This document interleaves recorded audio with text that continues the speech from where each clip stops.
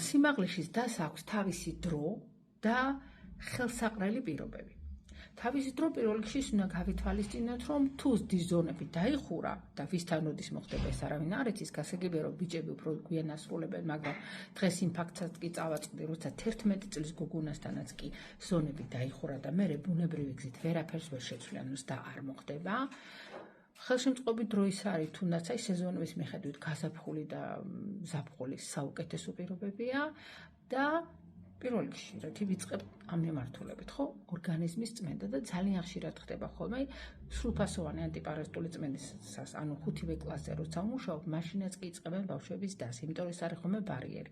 მე რო იწყება სრულფასოვანი შევსება და ეს მარტო ვიტამინები არ არის. თავარი ცილოვანი კვება, იქ იოდეფიციტით ქვეყანაში ვარ, D ვიტამინი ყველაზე დაბალი გვაქვს, ანუ ყველა ფაქტორი როცა გათვალისწინებულია, ჯერ წმენდა და მერე შევსებით, სიმაღლეში ზდა დგება აუცილებლად.